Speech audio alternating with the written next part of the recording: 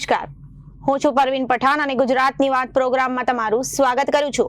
આજે આપણે આપણા આ પ્રોગ્રામમાં જાણીશું કે આપણા ગુજરાત રાજ્યમાં દિવસ દરમિયાન કઈ કઈ ઘટનાઓ બની છે અને કેવી રીતે બની છે, કયો છે સોશિયલ મીડિયાનો હોટ ટોપિક મુદ્દો, તે સમગ્ર જાણકારી વિસ્તારપૂર્વક આપણા આજના આ પ્રોગ્રામમાં આપણે નિહાળીશું। તો ચાલો જાણીએ અને નજર કરીએ શરૂઆતના મુખ્યના વિશેષ સમાચારો પર। સાયબર ફ્રોડ પોલીસ માટે એક મોટો પડકાર છે। સામાજિક કે પછી ફેમસ લોકોના નામના ફેક એકાઉન્ટ બનાવી તેમના પરિચિતોને મેસેજ મોકલી તેમની સાથે છેતરપિંડી કરી હોવાના અનેક કિસ્સાઓ સામે આવ્યા છે। તો બીજી બાજુ વિકસિત ગુજરાતના મહાનગરોનું ખાડા મોડલ, સુરત વડોદરામાં પૂરે રસ્તા બ્રિજ ધોવાઈ નાખ્યા। અમદાવાદ રાજકોટમાં સામાન્ય વરસાદે વિકાસની પોલ ખોલી, લોકો ત્રાસ્યા। તો બીજી તરફ ખીરસરાના ધર્મ સ્વરૂપ સ્વામી ગુરુ નારાયણ સ્વરૂપ સ્વામીના આગોતરા જામીન રદ। તો બીજી જગ્યાએ આખરે અંબાજી સજ્જડ બંધ। ગઈકાલે સાંજે સમાધાન બાદ રાત્રે વેપારીઓએ બંધનું એલાન કર્યું। 200 ટેક્સી ચાલકોની પણ હડતાળ, સુરક્ષાની માંગ સાથે પોલીસને આવેદન પાઠવ્યું। તો બીજી તરફ એરપોર્ટ ઓથોરિટીએ વિન્ટર શેડ્યુલ જાહેર કર્યું। હીરાસર એરપોર્ટથી દિલ્હી, અમદાવાદ, વડોદરા, હૈદરાબાદની ફ્લાઇટ શરૂ થશે। ઇન્ટરનેશનલ ફ્લાઇટ ક્યારે ઉડાન ભરશે?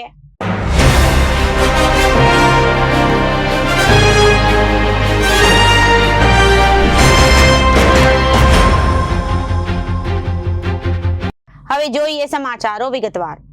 સાયબર ફ્રોડ પોલીસ માટે એક મોટો પડકાર છે। સામાજિક કે પછી ફેમસ લોકોના નામના ફેક એકાઉન્ટ બનાવી તેમના પરિચિતોને મેસેજ મોકલી તેમની સાથે છેતરપિંડી કરી હોવાના અનેક કિસ્સા સામે આવે છે।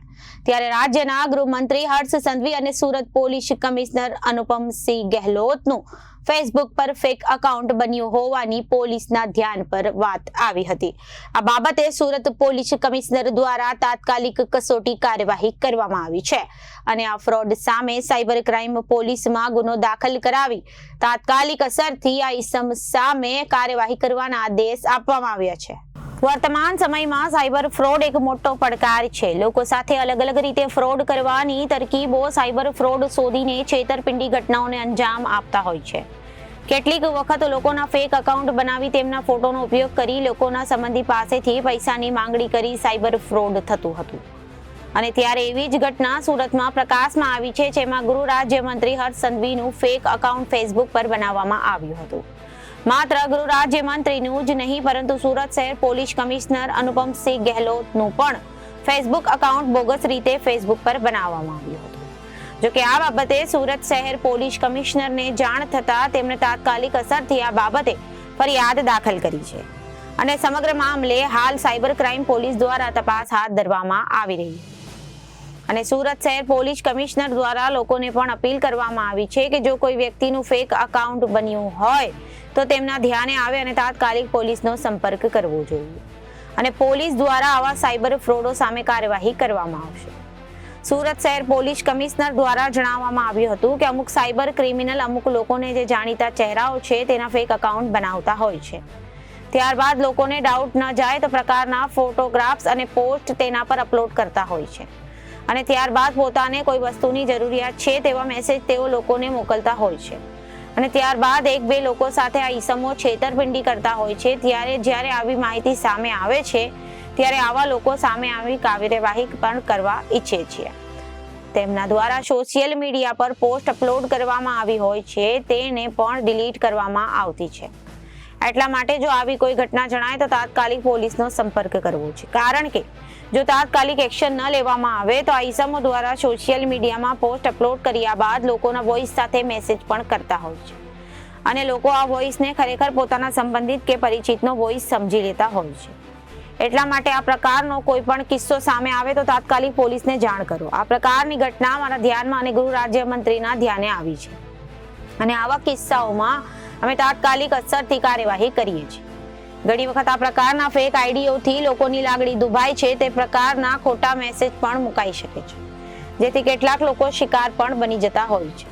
તો બીજી તરફ સુરત પોલીસ કમિશનર અને ગૃહ રાજ્યમંત્રી હર્ષ સંઘવીનું ફેક એકાઉન્ટ બનાવી તેમાં પોસ્ટ કરનાર વ્યક્તિ સામે સુરત શહેર પોલીસ દ્વારા સાયબર ક્રાઇમમાં ગુનો નોંધવામાં આવ્યો છે અને આ બાબતે પોલીસ દ્વારા ઈસમને પકડવાની કાર્યવાહી હાથ ધરવામાં આવી છે.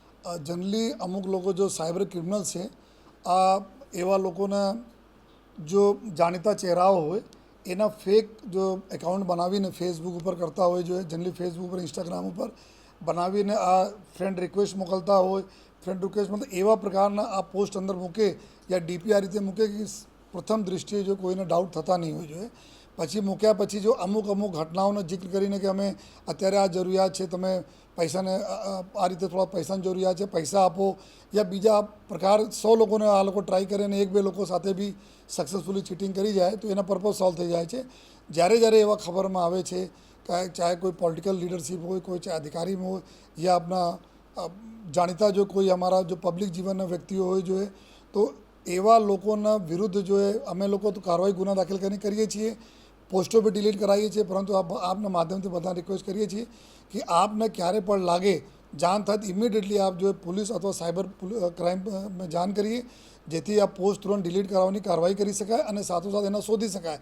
કારણ કે આ લોકો આજ અગર પોસ્ટો ડિલીટ નહીં થાય અને પોસ્ટ રહે આપના ધ્યાન ઉપર નહીં આવે તો આપના વોઇસના આપના રિલેટિવ્સના અવાજના ક્લોનિંગ કરીને આર્ટિફિશિયલ ઇન્ટેલિજન્સ યુઝ કરીને બી મૂકી દે, એવા મૂકી આપના સાથે એવા કરસ્પોન્ડન્સ મૂકે કે આપને લાગે કે મારા ખરેખર મારા દોસ્ત યા મારા રિલેટિવના અવાજ છે અને પછી કોઈ લોકો ટ્રેપમાં આવી જાય, પૈસા રૂપિયા એને આપી દે.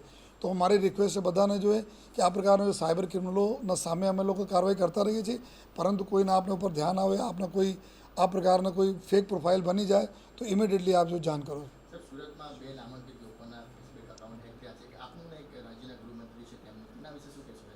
નહીં આ લોકો જનરલી આ તો અમારા અને માનનીય ગૃહમંત્રી સાહેબના છે આપના ધ્યાન ઉપર આવે, પરંતુ ઘણા બધા લોકોના આ પ્રકાર થતા રહે છે. જો અમે લોકોને કોન્ટેક્ટ કરે છે એના અમે ડિલીટ વગેરે કરાવવાની કાયદેસર કાર્યવાહી આગળ કરીએ છીએ. બધાને ખબર છે કે 2-3 દિવસ નીકળી જાય છે ત્યાં ફેસબુક ઓફિસે યા ઇન્સ્ટાના ઓફિસે કરસ્પોન્ડન્સ કરવામાં જોઈએ.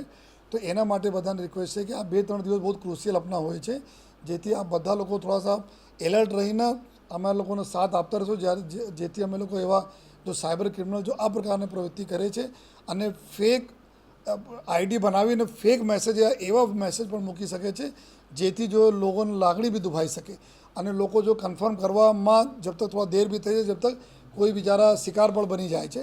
તો જેથી આપના બધા નમ્ર વિનંતી જો અમે વારંવાર બોલીએ છીએ કે કોઈ બી અફવા ઉપર યા कोई भी सोशल मीडिया पोस्ट पर आप तब तक विश्वास नहीं करो जब तक कुछ ऑथेंटिफिकेशन नहीं થાય.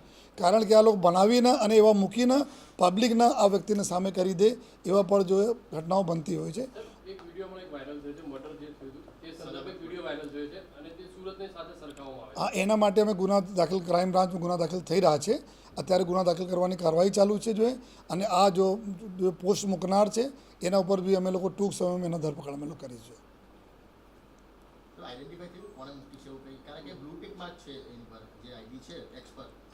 કરીએ એક ગોહિલ _G ના નામથી છે જો એના ટીમ છે એના પાછળ જો અત્યારે FIR દાખલ કરીને એના અમે લઈ આવી છે. વિકસિત ગુજરાતના મોટે બણગા ફૂંકવામાં આવી રહ્યા છે પણ રાજ્યમાં છેલ્લા કેટલાક વર્ષથી સામાન્ય વરસાદમાં જ રસ્તા પર ખાડાઓ પડી જાય છે અને દિવસે ને દિવસે આ સમસ્યા ગંભીર સ્વરૂપ ધારણ કરી રહી છે. આ વર્ષે પણ છેલ્લા 15 દિવસમાં પડેલા ભારે વરસાદને કારણે રસ્તા પર ખાડા કે પછી ખાડામાં રસ્તાઓનો ખ્યાલ જ નથી આવતો. દર વર્ષે વરસાદ વિકાસની પોલ ખોલી નાખે છે અને આ વિકાસ સરકારની પોલ ખોલી નાખે છે. ખાડાઓને કારણે અનેક નાગરિકો જીવ ગુમાવી રહ્યા છે તો ઘણા ઈજાનો ભોગ બને છે. પરંતુ તંત્રના પેટનું પાણી હાલતું નથી. માત્ર આટલું જ નહીં, પ્રજાના પરસેવાની કમાણી દ્વારા ટેક્સ દ્વારા મેળવેલી આવકમાંથી ભ્રષ્ટાચારના નમૂના સમાન બ્રિજ બનાવવામાં આવે છે અને ટેક્સ પેયરના પૈસાનું પાણી થઈ જાય છે. સૌથી પહેલા અમદાવાદની વાત કરીએ તો રાજ્યના આર્થિક પાટનગરોમાંથી કરોડો રૂપિયાનો ખર્ચ બ્રિજ અને રોડ બનાવવામાં આવે છે. જો કે થોડા જ વર્ષોમાં તેમાં ગાબડા પડવાની અને તૂટી જવાની ઘટનાઓ સામે આવી છે.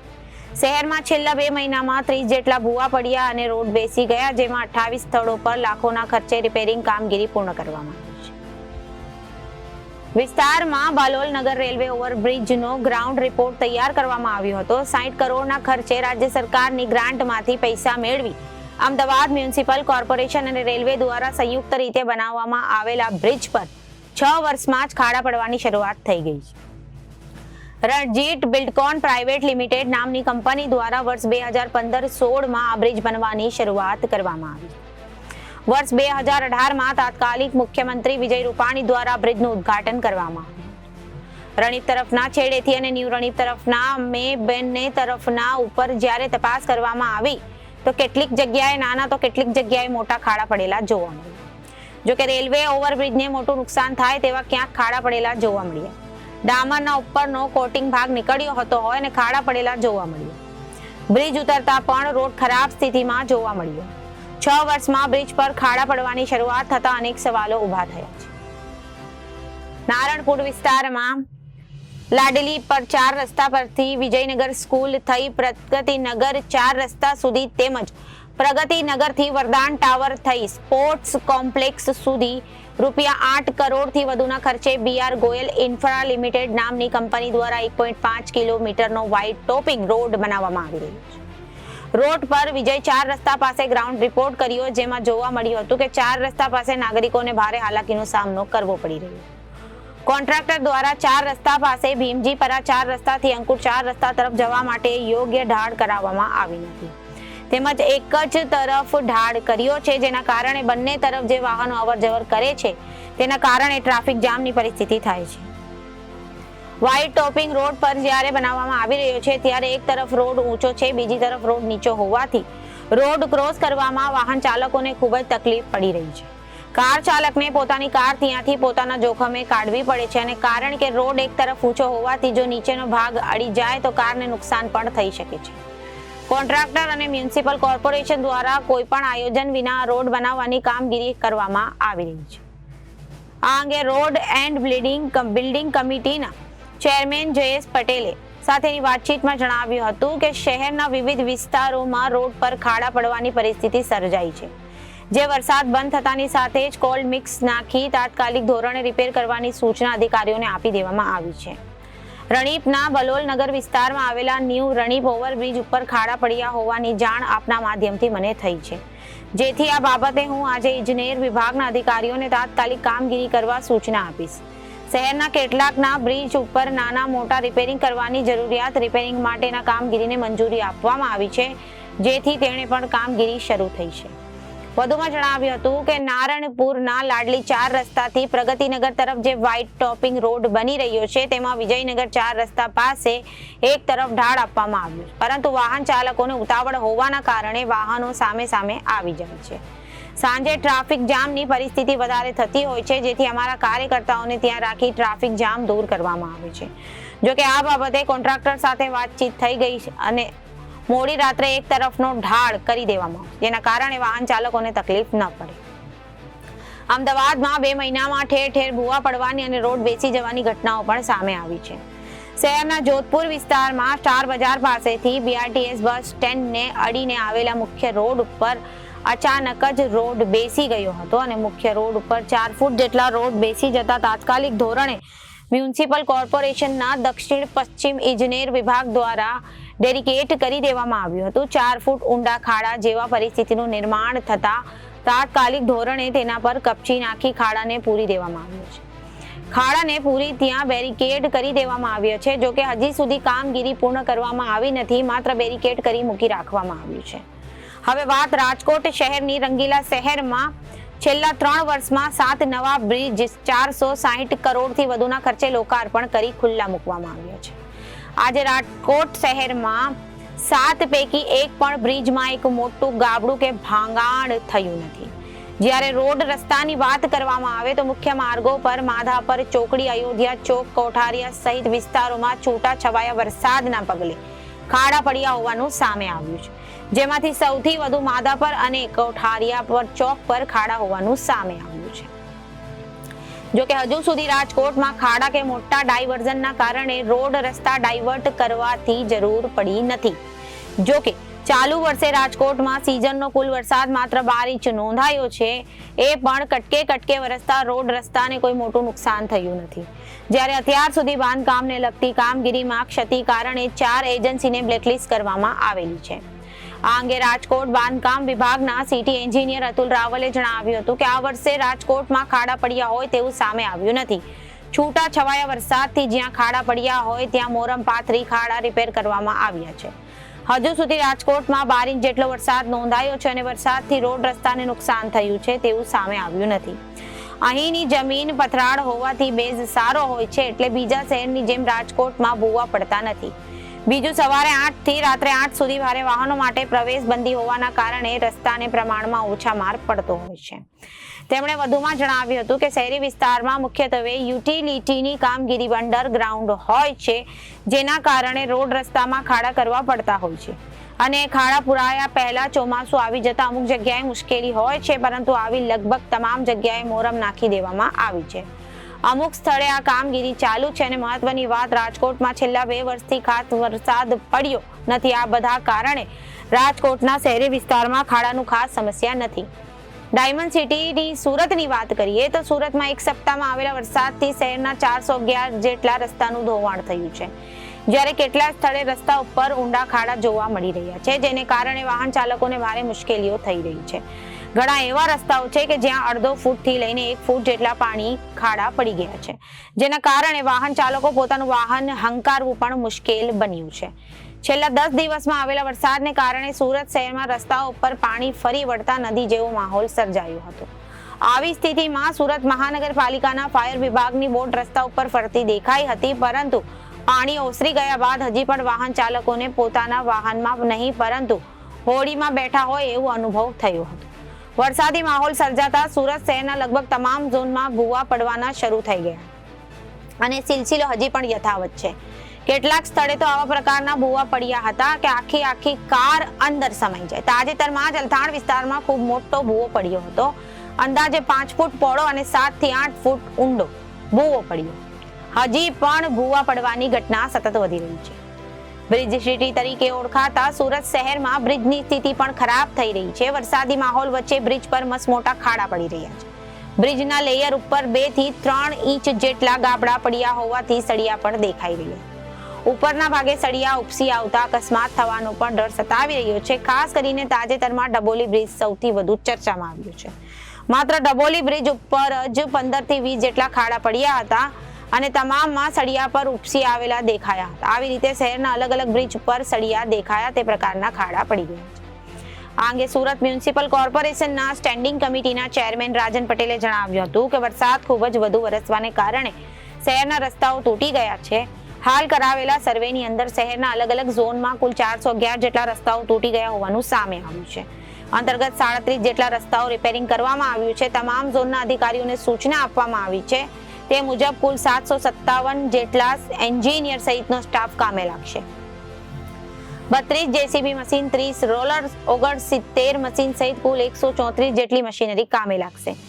411 જેટલા રોડ પૈકી 17 રોડ ડીએલપી પીરિયડમાં આવતા હોવાથી રોડના રિપેરિંગનું કામ શરૂ કરી દેવામાં આવશે અને વહીવટી ખર્ચ પણ ઇજારદાર પાસેથી વસૂલીને પેનલ્ટી પણ આપવામાં આવશે. વરસાદ શરૂ હોવાને કારણે રોડ રસ્તાના રિપેરિંગનું કામ હાલ બંધ કરવામાં આવ્યું છે. વરસાદ બંધ થતાની સાથે જ યુદ્ધના ધોરણે કામગીરી શરૂ કરી દેવાશે. વડોદરા શહેરમાં ગત બુધવારે વરસેલા અનારાધાર વરસાદને કારણે શહેરને ભારે નુકસાન પહોંચાડ્યું છે. ત્યારે વડોદરા શહેરના પૂર્વ વિસ્તાર હોય કે પશ્ચિમ વિસ્તાર હોય, જ્યાં જુઓ ત્યાં માત્ર પાણી જ પાણી. અને ત્યારે પણ શહેરના પૂર્વ અને પશ્ચિમ વિસ્તારમાં સૌથી વધુ અસરગ્રસ્ત હોવાથી અહીંયા પાણી ભરાવાની સમસ્યા વધુ સર્જાઈ હતી અને લોકો વિકટ પરિસ્થિતિમાં રહ્યા હતા. હાલમાં વરસાદ થંભી જતા પાણી તો ઓસરી ગયા છે, પરંતુ શહેરના રોડ રસ્તાની સ્થિતિ ખૂબ જ બગડી ગઈ છે. શહેરના રોડ રસ્તા સહિત ડિવાઈડર પાણીના ફ્રેન્ચ વોલ પાસે પણ સ્ટ્રક્ચર ખસેલા જોવા મળ્યું. તો બીજી તરફ શહેરના વુડા સર્કલ પાસે ધોધમાર વરસાદના પાણીને લઈ ગટર પરનો રોડ તૂટી જતા વિશાળ ભૂવા પડી ગયા છે, જેનું કોર્પોરેશન હજુ પણ સમારકામ શરૂ કરાયું નથી. જ્યારે વુડા સર્કલ પાસે આવેલા ભૂવાની ઊંડાઈ લગભગ 8 ફૂટ ઊંડો અને 30 ફૂટ જેટલો પહોળો ભૂવો જોવા મળ્યો. વરસાદે વિરામ લીધા ઘણા કલાકો થયા છતાં પણ હજુ કોર્પોરેશને આ ભૂવાની મરામત કરાવવાની શરૂ કરી નથી. ત્યારે જો શહેરમાં વધુ વરસાદ વરસે તો આવો ભૂવો પણ હજી મોટો થાય અને નવાઈની વાત નહીં. એ પહોંચેલા સામાજિક આગેવાન કમલેશ પરમારે વડાપ્રધાનનું પોસ્ટર લઈ સત્તાધીશો જલ્દી કામગીરી કરે તેવી માંગણી કરી. સાથે જ ચૂંદડી, નારિયેળ અને અગરબત્તી કરી આ ખાડો પૂરવાની શરૂઆત થાય તે માટે સત્તાધીશોને જગાડવાનો પ્રયાસ કર્યો હતો. શહેરના પૂર્વ વિસ્તારમાં આવેલા પરિવાર 4 રસ્તા, વૃંદાવન 4 રસ્તા, સરદાર એસ્ટેટ, સુપર બેકરી 4 રસ્તા, ખોડિયાર નગર 4 રસ્તા, અમિતનગર સહિત વુડા સર્કલ સુધી સ્થિતિ ખૂબ જ ખરાબ છે. સાથે ચાઇના પશ્ચિમ વિસ્તારમાં આવેલા ભાયલી, ઉંડેરા, સેવાસી, ગોરાવા, સુભાનપુરા, પંચવટી વિસ્તારમાં રોડ રસ્તાની સ્થિતિ ખૂબ જ ખરાબ જોવા મળી રહી છે. ત્યારે વરસાદે વિરામ લીધા બાદ પણ કોર્પોરેશનનું તંત્ર હાલમાં ગાઢ નિદ્રામાં છે અને જો વધુ વરસાદ પડશે તો હજુ પણ સ્થિતિ વધુ ખરાબ થશે. શહેરમાં કેટલીક જગ્યાએ પાણીના નિકાલ માટે ખુલ્લી કરાયેલા ગટરોના ઢાંકણા હજુ ખુલ્લા જોવા મળી રહ્યા છે. સાથે જ શહેરમાં વિવિધ વિસ્તારોમાં ભૂવાના સર્જન બાદ બેરિકેડિંગ કરી સંતોષ મનાવવામાં આવી રહ્યો છે. શહેરના મુખ્ય રોડની સ્થિતિ ખરાબ છે જ, પરંતુ શહેરના આંતરિક રોડ, રસ્તા, સોસાયટીઓમાં ખૂબ જ ખરાબ સ્થિતિ છે, જ્યાં કોન્ટ્રાક્ટર દ્વારા કામ કરી અને માત્ર કાચું મટીરીયલ નાખી ચાલ્યા ગયા છે. ત્યારે શહેરમાં વિવિધ વિસ્તારમાં પ્રજાના નાણાંનો ઉપયોગ કરી કામગીરી કરેલ ફરી કોર્પોરેશન પ્રજાને પૈસા કરી શાબાશી મેળવશે. ધોરાજીના મહેરબાન એડિશનલ સેશન એન્ડ ડિસ્ટ્રિક્ટ જજ હાજી અલી હુસૈન મોહિબુલ્લા શેખ સાહેબે ખીરસરા ગુરુકુળ પ્રકરણના મુખ્ય તહમતદાર ધર્મ સ્વરૂપ ગુરુશ્રીની નારાયણ સ્વરૂપ સ્વામીના આગોતરા જામીન રદ કર્યા હતા. હાલના કિસ્સામાં તારીખ 14/6/2021 રોજ ખીરસરા ગુરુકુળના સ્વામી તથા અન્ય મદદગારી કરનારા સામે ભારતીય દંડ સહિતની 376 વગેરે મુજબ ગુનો નોંધાયો. ત્યારબાદ પોલીસ તરફથી નોટિસ આપવા છતાં સ્વામી ધર્મ સ્વરૂપ દાસ હાજર રહેતા ન હતા. આથી પોલીસે તેમને અલગ અલગ જગ્યાએથી જઈ તપાસ કરતા મળી આવ્યા હતા અને બાદમાં ધોરાજીના મહેરબાન એડિશનલ સેશન એન્ડ ડિસ્ટ્રિક્ટ સાહેબે સમક્ષ તેમણે આગોતરા જામીન અરજી દાખલ કરી હતી અને આગોતરા જામીન અરજીના સમર્થનમાં સર્વોચ્ચ અદાલતના પ્રમોદ સવાર હેતુ અને વિરુદ્ધ સ્ટાફ ઓફ મહારાષ્ટ્ર, સિદ્ધરામ સતલંગ ગપ્પા વિરુદ્ધ સ્ટેટ, ભદ્રેશ શેઠ વિરુદ્ધ ગુજરાત સરકાર અને અંસાર મોહમ્મદ વિરુદ્ધ સ્ટેટ ઓફ ગુજરાતના ચુકાદાઓ મૂકી અને દલીલ કરી હતી. આખી ફરિયાદ ખોટી છે અને ગુરુકુળનો કબજો લેવા માટેના કાવતરા ભાગ રૂપે કરવામાં આવેલી છે. ધર્મની મર્યાદાથી આ ગુરુકુળમાં મહિલાના પડછાયાથી પણ સામે દૂર રહેતા હોય અને દલીલોને ખાતર માની લેવામાં આવે તો પણ સહમતિથી બંધાયેલા શરીર સંભોગનો કિસ્સો છે, જે કોઈ પણ રીતે પ્રથમ દર્શનીય કેસ નથી અને આરોપીના જામીન આપવા માત્ર કેસ છે. તેના વિપરીત સરકારી વકીલ કાર્તિકેય પારેખ તરફથી દલીલ કરવામાં આવેલી હતી કે સમગ્ર ફરિયાદને વાંચાણે લેતા સ્વામી તરફથી ભોગ બનનારને પોતે પતિ છે તેવો વિશ્વાસ આપી અને એક રાતમાં 5 વખત શરીર સંભોગ બાંધેલા છે. ગેરકાયદેસરના લગ્ન કરેલા નથી તે રીતે જાણતા હોવા છતાં ભોગ બનનારને સાથે શરીર સંબંધ બાંધેલો છે. પોલીસ તરફથી ભોગ બનનારને રજૂ કરેલી વિડીયો ક્લિપ જોતા શરીર સંબંધ હોય તે પ્રથમ દર્શનીય રીતે પુરવાર અને વિશેષમાં સાધુ તરીકે સમાજ પર એક વિશેષ છાપ હોય તેમણે સંસારનો ત્યાગ કર્યો છે. તેમ છતાં આવું કૃત્ય કરેલું છે અને કિસ્સામાં ભોગ બનનાર માત્ર એક નહીં પરંતુ તેના કારણે સમગ્ર સંપ્રદાયને પણ ભોગવવું પડે તેવી પરિસ્થિતિ આવી છે.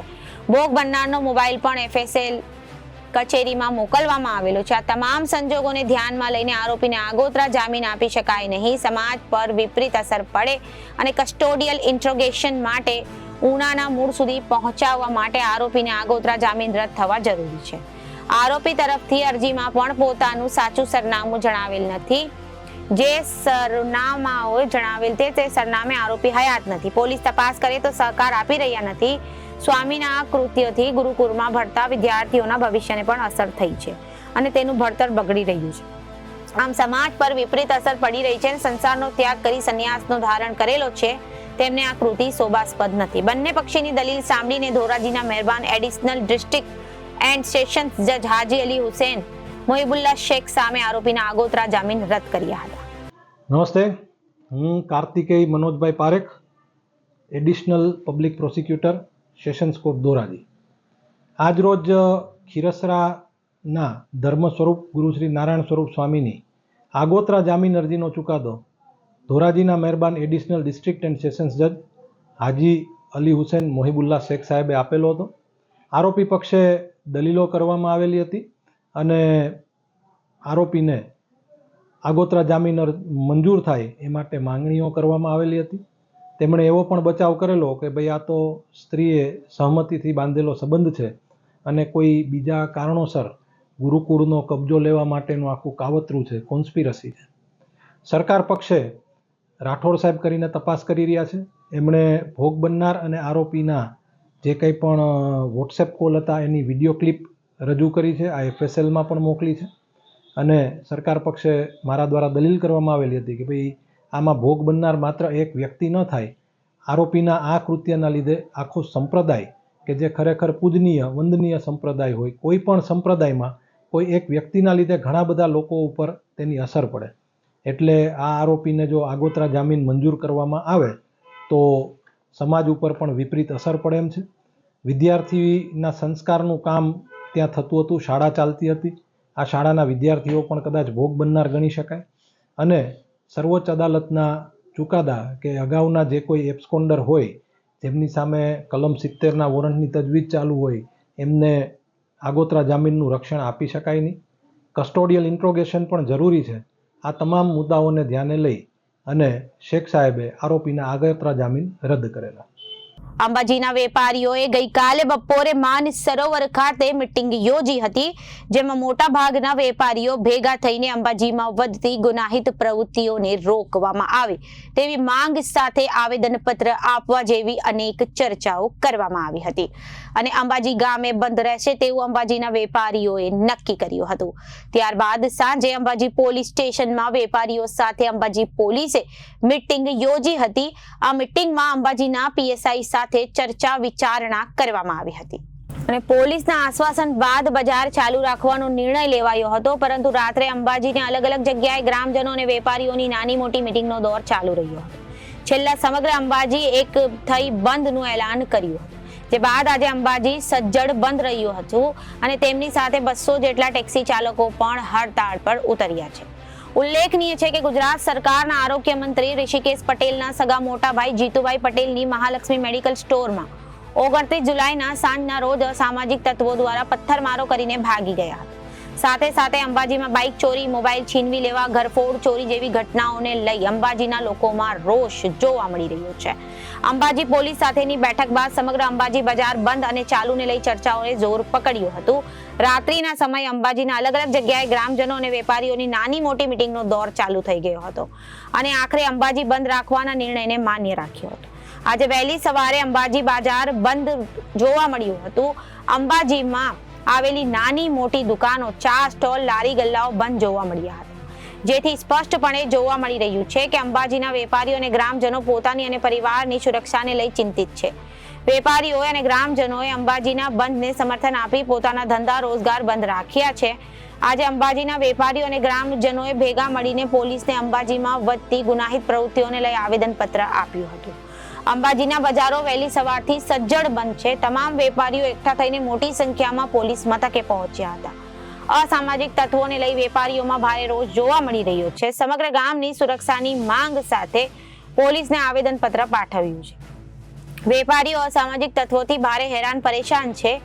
અંબાજી પોલીસે અંબાજીની સુરક્ષા અને કાયદા વ્યવસ્થા અંગે ગ્રામજનોને આશ્વાસન આપ્યું છે. અંબાજીમાં વેપારીઓ સાથે તમામ ટેક્સી ચાલકોએ પણ હડતાળ પાડી છે. અસામાજિક તત્વો સામે 200 ટેક્સી ચાલકો પણ હડતાળ પર ઉતર્યા છે. ટેક્સી ચાલકોએ પણ અસામાજિક તત્વોથી ભારે હેરાન પરેશાન છે. ટેક્સી ચાલકોની હડતાળને લઈ યાત્રિકોને ભારે તકલીફ પડી રહી છે. અંબાજીના ટેક્સી ચાલકો આસપાસના તમામ માર્ગો પર પોતાને અસુરક્ષિત મહેસૂસ કરી રહ્યા છે.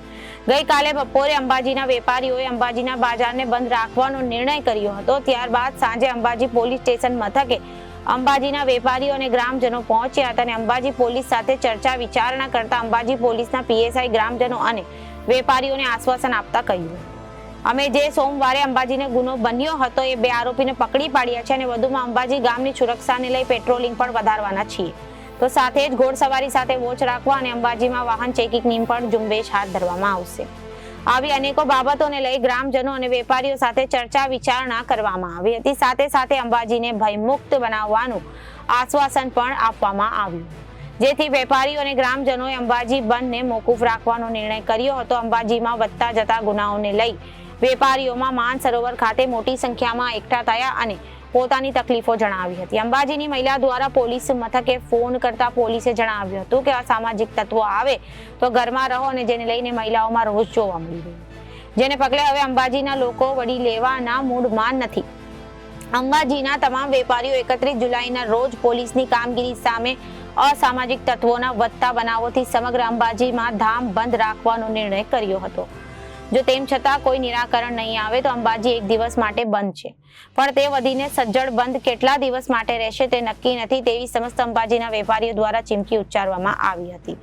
ગુજરાત સરકારના આરોગ્ય મંત્રી ઋષિકેશ પટેલના સગા મોટા ભાઈ જીતુભાઈ પટેલની મહાલક્ષ્મી મેડિકલ સ્ટોરમાં 29 જુલાઈના સાંજના રોજ અસામાજિક તત્વોએ પથ્થરમારો કરીને ભાગી ગયા હતા. તેમ છતાં પોલીસ દ્વારા એક પણ આરોપીને પકડવામાં આવતા ન હતા અને બજારમાં પથ્થરમારાની ઘટનાને લઈને અંબાજીના વેપારીઓમાં માનસરોવર ખાતે મોટી સંખ્યામાં એકઠા થઈને પોતાની તકલીફો જણાવી.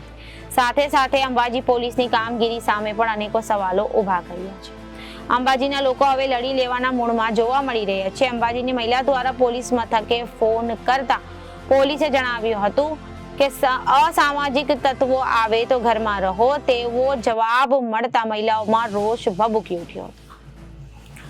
અંબાજી શક્તિપીઠમાં છેલ્લા 2 મહિનાથી પોલીસની કામગીરી સદંતર નિષ્ફળ રહી છે. અંબાજી આસપાસના વિસ્તારોમાં રહેતા કેટલાક અસામાજિક અને લુખ્ખા તત્વો દ્વારા અંબાજીમાં મોબાઈલ ચોરીની ઘટનાઓ વધવા પામી છે. વોકિંગ કરવા નીકળતા લોકોને ટાર્ગેટ કરીને માર મારવામાં આવે છે અને મોબાઈલ ઝૂંટવીને ફરાર થઈ જાય છે. તાજેતરમાં અંબાજી 8 નંબર વિસ્તારમાં ચોરીની ઘટના પણ બની હતી અને પોલીસ હજુ પણ આ ચોરીની આરોપીઓને પકડવામાં પોલીસ નિષ્ફળ રહી હતી. ત્યારે ગુજરાત સરકારના પ્રવક્તા અને કેબિનેટ મંત્રી ઋષિકેશ પટેલના સગા મોટાભાઈની મેડિકલ સ્ટોર્સમાં 29 જુલાઈના રોજ સાંજે અસામાજિક તત્વો પથ્થરમારો કરીને ભાગી જતા પોલીસ દ્વારા કોઈ આરોપીઓને હજુ પકડવામાં આવ્યા નથી. અંબાજી માનસરોવર ખાતે ભેગા થયેલા લોકો અને વેપારી યોગેશ જોશીએ જણાવ્યું હતું કે અહીંયા દૂર દૂરથી લાખો લોકો આવે છે. આજ સુધી તે લોકો સુરક્ષિત હતા, પણ અત્યારે એવી પરિસ્થિતિ બની છે કે અંબાજીમાં વસવાટ કરતા સ્થાનિકો જ સુરક્ષિત નથી. કેટલાક અસામાજિક તત્વો છેલ્લા 3-4 મહિનાથી અંબાજીના ચારે રસ્તા પર લૂંટમાર ચલાવી રહ્યા છે. પોલીસ દ્વારા કોઈ કાર્યવાહી ન કરાતા તે લોકોની હિંમત એટલી હદે વધી ગઈ છે કે હવે ગામની અંદર દુકાનોમાં પોતાની તાકાત દેખાડે છે. પથ્થરમારો કરવા લાગ્યા છે. સરકાર અમારા અંબાજીને સ્વચ્છ બનાવવા માંગે છે, પણ સુરક્ષિત અંબાજી બનાવવા માંગતા નથી. વધુમાં તેમણે ઉમેરતા જણાવ્યું હતું કે આજકાલ અંબાજીમાં મેડિકલની દુકાનો ઓછી થઈ ગઈ છે, તેનાથી વધારે દારૂનું વેચાણ વધારે જોવા મળી રહ્યું છે. અંબાજીને ખોટા કાર્યો માટે પ્રસિદ્ધ મળે તેવું નથી ઈચ્છતા અમે. આજકાલ પથ્થરમારો, ચાકુબાજી, લૂંટફાટની ઘટના સામાન્ય થઈ ગઈ છે. આજે આવા તત્વો દુકાનમાં ઘૂસ્યા છે, કાલે કોઈના ઘરમાં પહોંચશે. પોલીસ કોઈ કાર્યવાહી નથી કરતું. ક્યાં સુધી આવું ચાલશે? આવી જ પરિસ્થિતિ રહી તો કાલે 31 જુલાઈને એક દિવસ માટે અંબાજી બંધ રાખવાનો નિર્ણય કર્યો છે. જો કોઈ કાર્યવાહી નહીં થાય તો અંબાજી સજ્જડ બંધ કેટલા દિવસ માટે રહેશે તે નક્કી નથી. અમને જ્યાં સુધી સુરક્ષા નહીં મળે ત્યાં સુધી અમે આંદોલન શરૂ કરીશું. વધુ ઉમેરતા જણાવ્યું હતું કે અંબાજીનો વહીવટ ખાલી સારો ચાલે એટલું નહીં, તેની સાથે અંબાજી ગામનો પણ વહીવટ સારો ચાલવો જોઈએ. અંબાજી ફક્ત મંદિર સાથે નહીં, અંબાજી ગામ સાથે પણ જોડાયેલું છે, જેની સુરક્ષા પણ જરૂરી છે. આવી પરિસ્થિતિના કારણે આવું પણ બની શકે છે કે કેટલાક ગામના લોકો અંબાજી છોડીને ચાલ્યા જશે અથવા કેટલાક લોકો અસામાજિક તત્વોનો ભોગ બનશે. આ પૂરેપૂરી નિષ્ફળતા સરકાર અને પોલીસની છે. સરકાર અંબાજીનો વિકાસ કરી જેટલું નામ કરી રહી છે તેટલી સુરક્ષા પણ પ્રદાન કરે છે. મંદિર માટે સ્ટાફ આપો તો જોડે જોડે અંબાજીને સુરક્ષિત રાખવામાં પણ થોડું ધ્યાન આપો. આજે અંબાજીના ગામના કારણે અંબાજીની ઓળખ બની છે. જે દિવસે ગામ લોકો જતા રહેશે તેના ગામ વેરાન થઈ જશે, ત્યારે અંબાજી મંદિર વેરાન થઈ જશે. કોઈ ભક્ત અંબાજી નહીં આવે તો સરકારને ત્યારે જવાબ આપવો ભારી પડશે. હું અંબાજીમાં રહું છું અને શક્તિ દ્વારની સામે મારો મહોલ્લો છે. અહીંયા 24 કલાક ગુંડાઓ ફારે રાખે છે, ગાડીઓ ભગાવે છે સ્પીડમાં, જેથી એમને લોકોથી ડર લાગે છે. અને હમણાં જે રીતે અંબાજીમાં ગુનાહિત પ્રવૃત્તિ વધી રહી છે તે માટે અમે અમારી સુરક્ષામાં વધારો કરવા માટે પોલીસમાં ફોન કરીને જણાવ્યું હતું અને અમને અહીંયા અસામાજિક તત્વોનો ડર લાગે છે, જેથી અમારા વિસ્તારમાં પેટ્રોલિંગ વધારો તો સામેથી પોલીસનો જવાબ આવ્યો હતો. તમે બહાર કેમ નીકળો છો અને ઘરમાં કેમ રહો છો? પોલીસ આવો જવાબ આપે છે. તો હવે પ્રજા કોના ભરોસે જીવે છે? અમારી બસ આટલી માંગ છે કે આવા અસામાજિક તત્વોને પોલીસ પકડે અથવા તો ઠપકો આપે, જેથી અહીંયા વસવાટ કરતા લોકોમાંથી ડર ઓછો થાય. 31 જુલાઈના રોજ શક્તિપીઠ અંબાજીના તમામ વેપારીઓ પોલીસની કામગીરી સામે અને અસામાજિક તત્વો વધતા બનાવની સામે સમગ્ર અંબાજી ધામ બંધ રાખશે. રાજકોટ અમદાવાદ હાઈવે પર ચોટીલા નજીક હીરાસરમાં સ્થિત રાજકોટ ઇન્ટરનેશનલ એરપોર્ટ ઉપર આગામી શિયાળાની સિઝનમાં ફ્લાઇટની ઉડાન માટેનું શેડ્યુલ જાહેર કર્યું છે, જેમાં એક ચાર્ટર સહિત 16 ફ્લાઇટ ઉડાન ભરશે. હાલ રાજકોટ એરપોર્ટ પરથી દૈનિક 9 સહિત 12 ફ્લાઇટ ઉડાન ભરી રહી છે, જેમાં દિલ્હી, મુંબઈ, બેંગ્લોર અને સુરતની ફ્લાઇટ દૈનિક છે, જ્યારે ગોવા અને પુણેની ફ્લાઇટ અઠવાડિયામાં 3 દિવસ તો અમદાવાદની 15:50 વાગ્યાની ફ્લાઇટ અઠવાડિયામાં 6 દિવસ ઉડાન ભરી રહી છે. જ્યારે આગામી વિન્ટર શેડ્યુલ 27 ઓક્ટોબરથી 29 માર્ચ દરમિયાન 16 ફ્લાઇટ ઉડાન ભરવાની છે, જેમાંથી 16માંથી 13 ફ્લાઇટ દૈનિક ઉડાન ભરશે. તો પુણેની 17:05 વાગ્યાની ફ્લાઇટ સોમવાર, મંગળવાર અને રવિવારે, દિલ્હીની 20 વાગ્યાની ફ્લાઇટ મંગળવાર, ગુરુવાર અને શનિવાર, તો દિલ્હીની 20 થી 30 વાગ્યાની ફ્લાઇટ સોમવાર, બુધવાર, શુક્રવાર અને રવિવારે ઉડાન ભરશે. રાજકોટ ઇન્ટરનેશનલ એરપોર્ટથી હાલ ઇન્ડિગો અને એર ઇન્ડિયાની ફ્લાઇટ ઉડાન ભરી રહી છે, જેમાં ઇન્ડિગોની 9 અને એર ઇન્ડિયાની 3 ફ્લાઇટ મુંબઈ, દિલ્હી, ગોવા, અમદાવાદ, બેંગ્લોર અને પુણે, તો એક ચાર્ટર સુરત સુધી ઉડાન ભરી રહ્યું છે. ત્યારે એર ઇન્ડિયા દ્વારા છેલ્લા ઘણા સમયથી બંધ દિલ્હીની સવારની ફ્લાઇટ ફરી શરૂ કરવા માટેનું એલાન કરવામાં આવ્યું છે. આ ફ્લાઇટ આગામી 27મી ઓક્ટોબરથી ઉડાન ભરશે. સવારે 6:55 આ ફ્લાઇટ રાજકોટ આવશે અને 7:35 વાગ્યે ફ્લાઇટ રાજકોટથી દિલ્હી જવા માટે રવાના થશે. આ રીતે રાજકોટથી દિલ્હી જવા માટે વહેલી સવારની ફ્લાઇટનો લાભ મુસાફરોને મળી શકશે. ઉલ્લેખનીય છે કે આગામી ઓક્ટોબર 2024 થી માર્ચ 2025 સુધી સ્ટાર એરલાઇન્સ અને દ્વારા રાજકોટથી અમદાવાદ અને વડોદરા જવા માટે ફ્લાઇટ શરૂ કરવાની મંજૂરી માંગવામાં આવી, જેમાં આ ફ્લાઇટ 16:30 વાગે અમદાવાદથી રાજકોટ પહોંચશે અને ફ્લાઇટ 17 વાગે રાજકોટથી વડોદરા જવા માટે રવાના થશે. જે ફ્લાઇટ વડોદરાથી રાજકોટ 19:10 વાગ્યે પહોંચશે અને રાજકોટથી 19:40 વાગે આ ફ્લાઇટ અમદાવાદ જવા માટે ઉડાન ભરશે. તાજેતરમાં જ ઇન્ડિગો દ્વારા હૈદરાબાદની નવી ફ્લાઇટ 16 સપ્ટેમ્બરથી શરૂ કરવા માટે એલાન કર્યું છે.